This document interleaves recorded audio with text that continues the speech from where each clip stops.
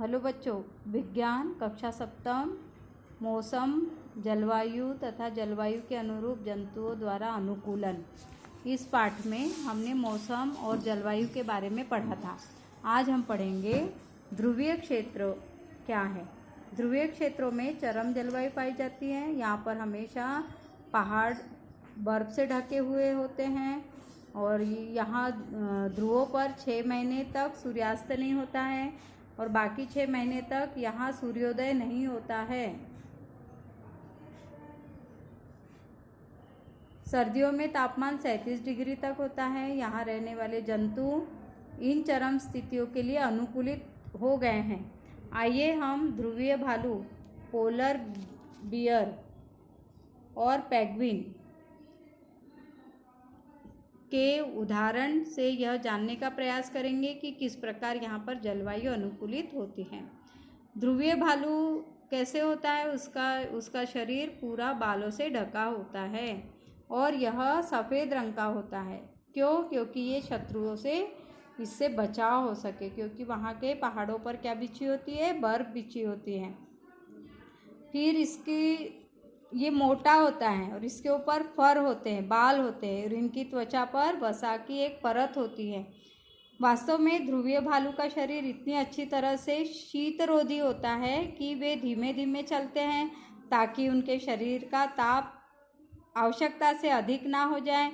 ये अपने शरीर को बहुत अधिक गर्म हो जाने से बचाने के लिए अक्सर विश्राम भी करते हैं, क्योंकि इन पर चर्बी की एक मोटी परत होती है। गर्म मौसम में भौतिक क्रियाकलापों के बाद ध्रुवीय भालुओं को अपने शरीर को ठंडा करना पड़ता है। ध्रुवीय भालू समुद्री तल में तैरते रहते हैं, जल में तैरते रहते हैं। ये अच्छे तैराक भी होते हैं और इनके पंजे चौड़े होते हैं, बड़े होते हैं, जो ना केवल अच्छी तरह से तैरने में सहायक होते हैं बल्कि उन्हें बर्फ़ में चलने के लिए भी ये अच्छे से सहायक होते हैं। अब आपको प्रश्न अगर आता है कि ध्रुवीय भालू में अनुकूलन की क्षमता बताइए, क्या क्या अनुकूलन होता है। तो पहला अनुकूलन है सफ़ेद बालों के कारण सफ़ेद बर्फ की पृष्ठ में यह आसानी से नहीं दिखाई देता है, सफ़ेद भालू। फिर अगला अनुकूलन है इसके परभक्षी और शिकारी इसे आसानी से नहीं देख पाते सफ़ेद रंग के कारण। इनके शरीर पर बालों की मोटी परत होती है जो इन्हें गर्मी प्रदान करती है और सर्द मौसम से बचाती है।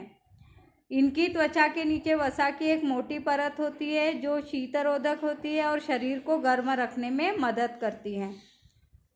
इनके पंजे गद्देदार होते हैं और इनके नाखून मुड़े हुए होते हैं जो बर्फ़ पर इन्हें चलने में आसानी से ये चल पाते हैं, मदद करते हैं। फिर है इनमें सूंघने की शक्ति बहुत अधिक होती है, तीव्र होती है।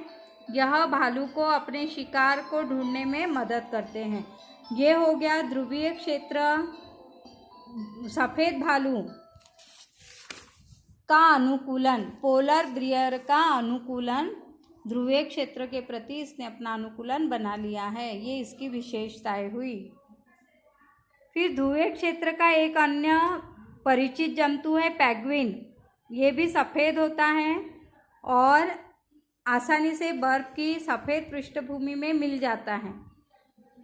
इनके शरीर में भी स्वयं को सर्दी से बचाने के लिए मोटी त्वचा और अधिक वसा होती है और पेंगुइन झुंड में रहते हैं ताकि एक दूसरे से ये गर्मी प्राप्त कर सके।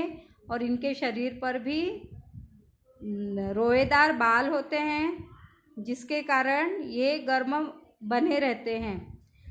पेंगुइन एक अच्छे तैराक भी होते हैं। इनका शरीर धारा रेखीय होता है, अर्थात सामने से नुकीला और पीछे की तरफ भी नुकीला होता है, जो पानी के धारा को काटने में मदद करता है। और इनके पैरों में जाल जैसा